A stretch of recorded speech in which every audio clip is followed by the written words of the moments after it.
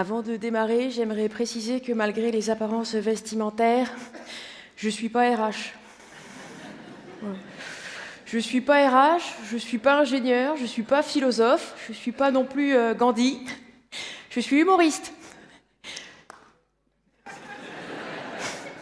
Alors c'est vrai, je te rejoins, c'est vrai que j'ai un peu l'impression d'être au sein de ce casting un petit peu la faille de sécurité, mais je suis très contente d'être là. Alors je me présente, je m'appelle Lucie Carbone. Voilà, alors si vous cherchez sur les réseaux, attention, parce qu'on est plusieurs.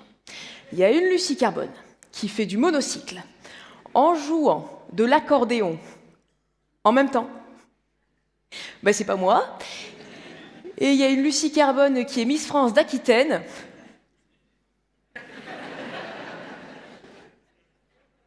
C'est pas moi non plus. Voilà, donc je suis le troisième résultat. Alors c'est vrai, moi je suis troubadour, mais j'ai pas toujours été humoriste. Avant, moi j'étais cadre sup en informatique. Voilà. Croyez en vos rêves. Donc c'est vrai, moi j'étais cadre sup, j'ai travaillé dans les grandes boîtes à la Défense. Donc j'avais le CDI, les tickets CE, les entrées au parc Astérix, j'avais la totale, quoi. Donc c'était même plus du confort, c'était carrément la paire de charentaises.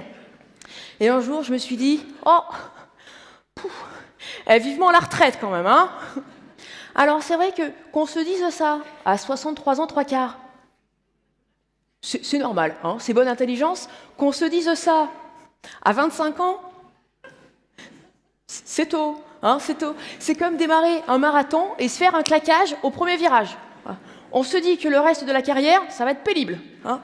Donc évidemment, j'ai continué parce que j'étais quand même privilégiée, j'avais un CDI, finalement j'avais un travail, hein, comparé à tout ce qui se passe dans le monde. Oui, je suis au courant pour les guerres, j'ai la télé. Ouais.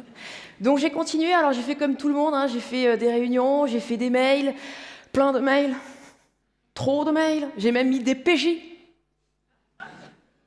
Beaucoup, parfois, souvent je les ai oubliés d'ailleurs, et après je les ai remises. Ouais.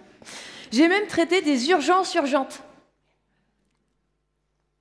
Oui, parce qu'en entreprise, on gère des urgences urgentes, on gère tellement d'urgences urgences qu'à côté, l'accueil du SAMU, c'est pas tant. Moi, je gérais tellement d'urgences urgentes qu'un jour, j'ai une collègue qui arrive qui me dit « Lucie, ça va pas du tout. On a une urgence urgente là. On m'a envoyé un mail. J'ai pas reçu le mail. Il est où le mail ? Oh. Attends.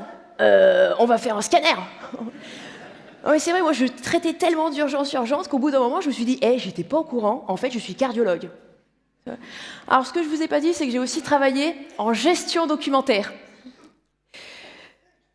Voilà, bah, c'est toute la réaction que ça suscite.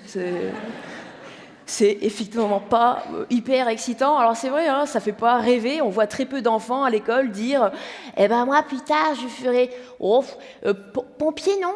Pompier, non, maîtresse non plus. Gestion documentaire. Je vais faire de la gestion documentaire fort. Si vos enfants vous font ça, faites gaffe.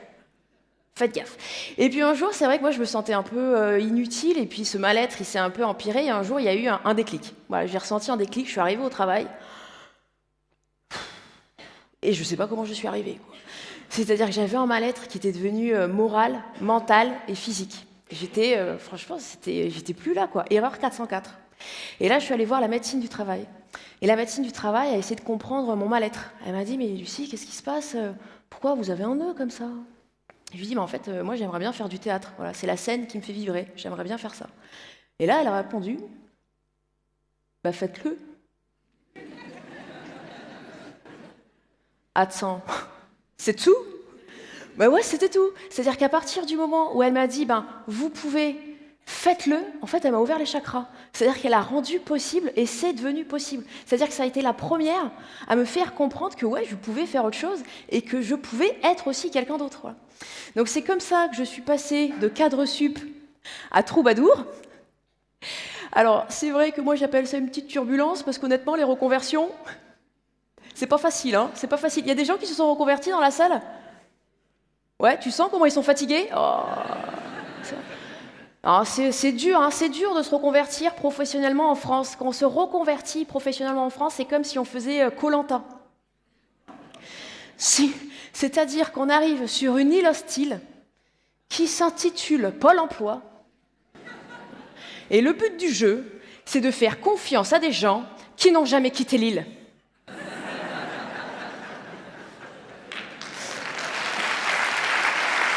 Ouais. C'est un délire, c'est un délire. Surtout qu'on est nombreux quand même à aspirer à un changement de vie. Il y a 2 actifs sur 3 qui aspirent à changer de vie. C'est-à-dire que là, dans la salle, il n'y a qu'une personne sur 3 qui se dit « Moi, ça va. Bon, ça va. » Alors, je vous le dis, les reconversions, toute reconversion démarre par un rendez-vous Pôle emploi. Alors, ils sont là. Ils sont partout. Alors non, mais c'est vrai que toute reconversion démarre par un rendez-vous Pôle emploi. Alors moi, je peux vous dire que quand mon conseiller, il m'a vu arriver, à la base, il était serein. Donc vous, Lucie, l'informatique, mais c'est super l'informatique, ouais, c'est super. Bah écoutez, vous, c'est sûr, dans 2 jours, vous avez trouvé, hein. Et encore parce qu'on est vendredi. Ouais. Pardon, vous voulez faire le pitre? Pourquoi? Vous voulez faire comique? Ok. Bon, eh ben, on va regarder les offres. Alors. Vous êtes sûr parce que l'informatique, ça recrute, mais l'humour, ça licencie. Ok, on regarde. Allez, on regarde. Allez, ouais. Alors, il y a une offre. C'est Père Noël. Ça vous va le rouge? Ouais, vous portez bien le rouge. C'est-à-dire que nous, on n'est pas prêts pour le reconversion, mais eux non plus, hein. Eux non plus. En plus, c'est vrai que c'est compliqué les reconversions parce que on change de cadre, on change de référence. C'est-à-dire que moi, je suis passée des grandes boîtes au spectacle vivant. Franchement, on est sur un virage à 180. Hein. Moi, c'est vrai que j'ai perdu mes repères parce que, par exemple, il y a quelques années, moi, j'ai créé une scène d'humour avec 2 autres humoristes. Féministes, safe, bienveillants. Ça transpirait l'amour. Okay. Et un jour, il y en a une des 3 qui a décidé de prendre le nom du plateau de l'humour et de déposer la marque en son nom toute seule, comme une grande. Voilà. Et là, c'est compliqué parce qu'il n'y a pas de manager à qui on peut dire ça se fait pas quand même, hein? Et puis c'est vrai qu'on dépend aussi de gens dont parfois on ne veut pas dépendre. Par exemple, une fois, moi j'ai croisé un programmateur donc d'humour, de scène, qui vient me voir, qui me dit oh là là, Lucie, j'ai pensé à toi. Et là, j'ai repensé à la médecine du travail. Je me suis dit oh, qu'est-ce qu'elle a eu raison, cette médecine du travail, de me dire que je pouvais. J'ai cru que voilà, il y avait des choses qui allaient se passer pour moi et tout. Donc Lucie, j'ai pensé à toi. Ah non, pardon, excuse-moi. Mon slip a pensé à toi. Oh, finesse Oh, génial. Ouais. Alors, c'est vrai que du coup, pour être un peu indépendante et faire ma petite popote de mon côté, j'ai voulu créer ma société de production. Là, autre chose. Là, autre chose. Il y a des gens qui ont déjà entrepris dans leur... Voilà, perte de vitesse. C'est une espèce en voie de disparition. Non, c'est vrai, moi, j'ai voulu créer ma boîte de production. C'est très compliqué d'entreprendre en France. Quand on entreprend en France, c'est un petit peu comme si on était Blanche-Neige au milieu des 7 nains. C'est-à-dire qu'il y a toujours quelqu'un qui va nous dire « ça va jamais marcher, merci grincheux ». Super, alors ça dans la vraie vie, ça s'appelle des parents. Oh. Ensuite, il y a forcément quelqu'un qui va nous dire « alors moi j'aurais jamais fait ça, revois ta copie ». Alors super, prof, ça c'est donc le reste de la famille. Il y a évidemment joyeux. Hein, celui qui suit, mais qui n'a rien compris au projet. Mais c'est super, mais vas-y, mais tu peux le faire. C'est ton conjoint ou ta conjointe. Il y a ensuite dormeur, un ancien collègue. Il y a évidemment timide, fin de l'intervention de timide, et puis atchou. Pardon, ça c'était atchou. Ouais. J'ai même eu droit à un bilan comptable. Qui a fait un bilan comptable? Je répète, qui a déjà fait Fort Boyard? On t'a pas vu? C'est très dur de faire un bilan comptable. Moi, franchement, j'ai vécu le bilan comptable comme j'aurais fait Fort Boyard. Hein. C'est-à-dire que j'ai fait la fin de l'année, j'ai passé toutes les épreuves, j'ai fait l'URSSAF, j'ai fait les impôts, j'ai tout fait. Arrivé à la fin de l'année, je suis allée voir mon comptable, je lui ai dit « Félindra, vas-y, tête de tigre. Clac, clac, clac, clac, clac, clac, clac.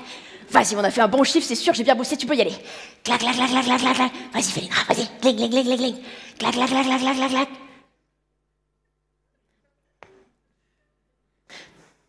Félindra, pourquoi ça fait pas cling, cling, cling, cling, cling? Ah, c'est ça les charges. Super.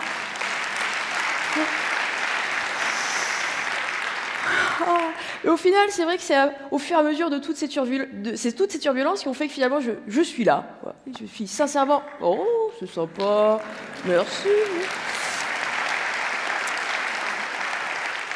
Oh, mais c'est vrai que c'est toutes ces turbulences qui ont fait que je suis là. Alors finalement, qu'est-ce qu'une turbulence?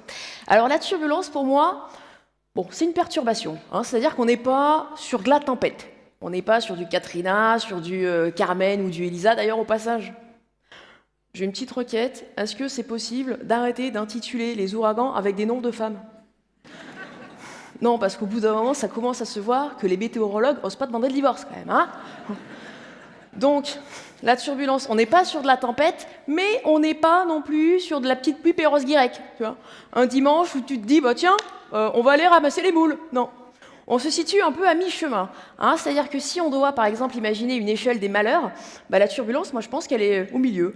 C'est-à-dire qu'on peut, si on imagine une échelle des malheurs, on peut avoir le niveau 1, la pétouille, exemple, démarrer sa voiture et se rendre compte qu'elle est en panne. Voilà. Le niveau 2, la couille dans le pâté.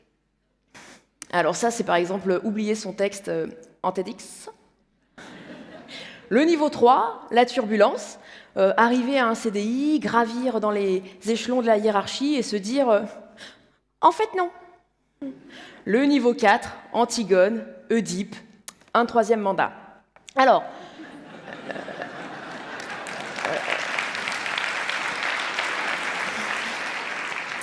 moi je pense que la turbulence, elle perturbe parce qu'au fond c'est un imprévu. C'est une surprise dont on ne dit pas qu'elle est bonne. Par exemple, on se dit, on va aller en vacances dans le sud, tu ne sais pas pourquoi perturbation, t'atterris dans Lyon. Exemple, moi en septembre 2019, je me dis, vous allez voir ce que vous allez voir, j'arrête tout, je lance mon spectacle. En février 2020, un virus se dit, vous allez voir ce que vous allez voir, j'arrête tout.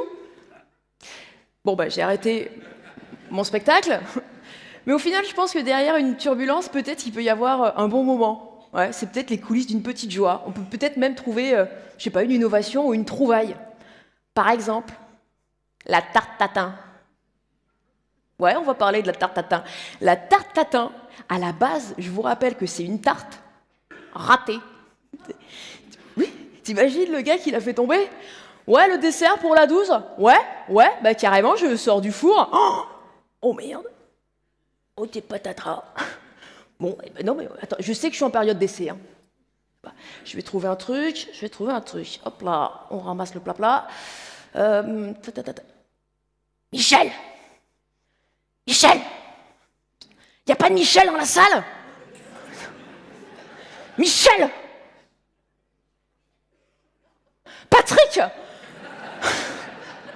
Patrick, t'as ta glace vanille?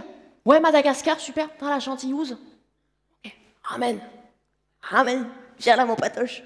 Tu mets la glace vanille, tu mets la chantilly. Tada!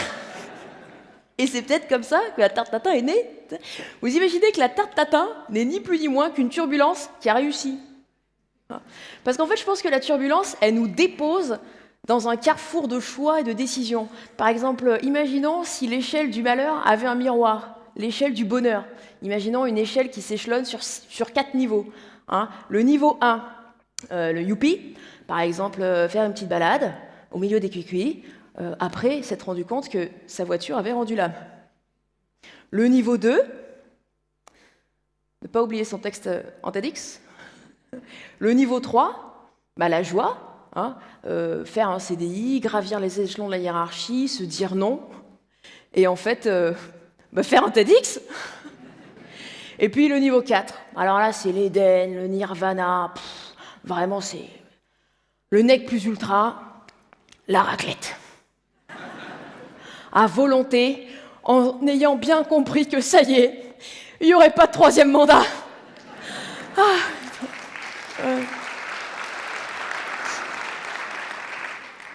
C'est politique, ça, ici, hein? Bon.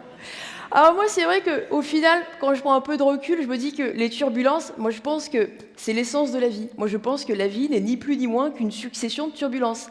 Si on y réfléchit bien, on arrive dans ce bas monde, on naît, on pleure, on s'en va, on pleure, et au milieu, on fait ce qu'on peut. C'est vrai. Moi, je pense même que les turbulences, quelque part, c'est ce qui nous fait avancer, c'est ce qui nous rend vivants. Et je pense que peut-être l'objectif de la vie, c'est essayer de les apprendre, tu sais, à les manier, à les manipuler. Par exemple, moi, j'imagine que la première fois, par exemple, qu'on rentre dans un tunnel, bah, tu te prends le mur. Tu te prends le mur parce que tu sais pas où sont les feux de position, on sait pas où est situé quoi, forcément, clac, ça fait mal. Mais la deuxième fois qu'on rentre dans le tunnel, là, on sait où sont les feux de position. Et on a même trouvé la musique. La troisième fois qu'on rentre dans le tunnel, là on a les feux de position, on sait gérer l'imprévu. On a les feux de position, on a la musique, on a même les airbags. Et peut-être que même au bout d'un moment, en faisant un petit pas de côté, en regardant dans le rétro, on pourra se dire « Waouh ! Purée, c'est en passant tous ces tunnels que je me suis rendu compte que j'avais gravi une montagne. » Wow. J'endors, on sort de ce corps. Alors si vous commencez à considérer les turbulences comme sexy, moi je pense qu'on a fait un petit pas en avant, en tout cas ça me semble être une très belle chute, tes souhaits. Et si vous avez considéré ce passage comme une turbulence, alors je ne sais pas vous dire si derrière vous, vous avez une montagne, mais ce que je peux vous dire, c'est qu'il y a la pause juste devant. Merci beaucoup.